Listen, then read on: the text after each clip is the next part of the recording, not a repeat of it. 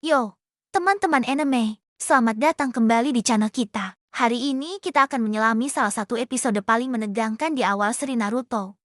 Episode ke-15 yang berjudul Ulah dari Neraka. Siapkan diri kalian, karena disinilah semuanya mulai menjadi gelap dan serius. Jetty, setelah pertarungan sengit dengan tim Oboro dari desa Amegakure, tim 7 akhirnya berhasil mendapatkan gulungan surga yang mereka butuhkan. Mereka lega.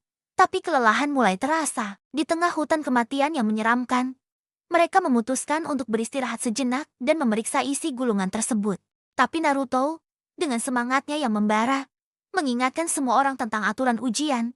Gulungan tidak boleh dibuka sampai mereka tiba di menara pusat. Sasuke setuju, menegaskan bahwa membuka gulungan bisa membuat mereka didiskualifikasi. Di saat mereka sedang berdebat kecil, tiba-tiba angin kencang yang aneh menerpa mereka. Angin ini bukan angin biasa.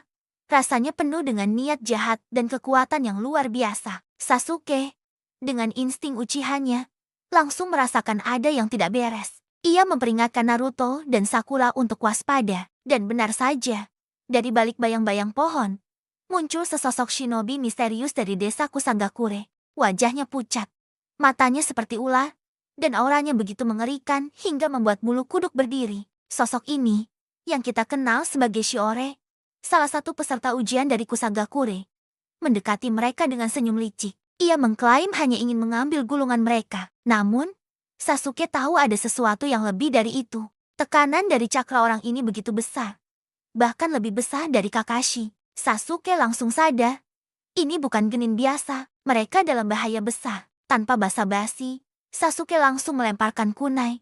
Tapi shinobi itu dengan mudah menangkisnya. Pertarungan pun dimulai. Sasuke mengeluarkan semua kemampuannya, menggunakan taijutsu dan shuriken jutsu dengan presisi tinggi. Tapi lawannya terlalu kuat. Setiap serangan Sasuke seolah hanya mainan baginya. Shinobi itu bergerak dengan kecepatan kilat.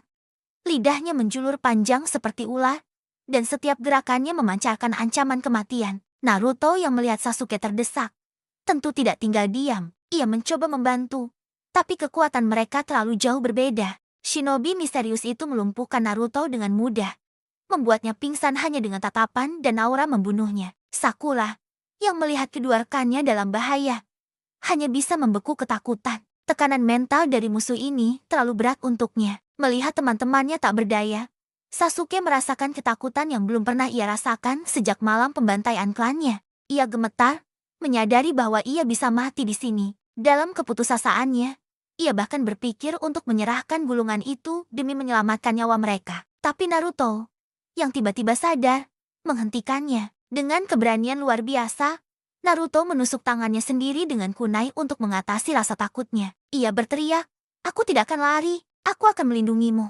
Melihat keberanian Naruto, Sasuke tersadar dari ketakutannya. Rasa malunya karena hampir menyerah berubah menjadi tekad yang membara. Ia mengaktifkan sharingannya dan kembali bertarung dengan semangat baru. Ia menggunakan teknik manipulasi benang baja untuk menjebak lawannya, dan berhasil membakar shinobi itu dengan jurus bola api raksasa. Namun, kemenangan itu hanya sesaat. Dari dalam api, shinobi itu muncul kembali.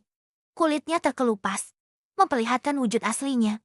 Orochimaru, salah satu dari 3 Sannin legendaris. Ya, ninja legendaris yang setara dengan Hokage ketiga. Ia menyeringai, mengungkapkan bahwa tujuannya sejak awal bukanlah gulungan, melainkan Sasuke Uchiha. Orochimaru melihat potensi besar dalam diri Sasuke dan menginginkannya sebagai wadah masa depannya. Dengan kecepatan yang tak terbayangkan, ia mendekati Sasuke. Orochimaru lalu menjulurkan lehernya yang panjang seperti ular dan menggigit leher Sasuke dengan taringnya yang tajam. Gigitan itu meninggalkan sebuah tanda kutukan berbentuk 3 tomo, yang dikenal sebagai segel kutukan surga. Sasuke langsung merasakan sakit yang luar biasa, seolah tubuhnya terbakar dari dalam. Ia menjerit kesakitan sebelum akhirnya pingsan. Orochimaru tersenyum puas, mengatakan bahwa Sasuke akan mencarinya nanti demi kekuatan. Setelah itu, ia membakar gulungan surga yang mereka miliki dan menghilang ke dalam hutan, meninggalkan tim 7 dalam kondisi yang mengenaskan.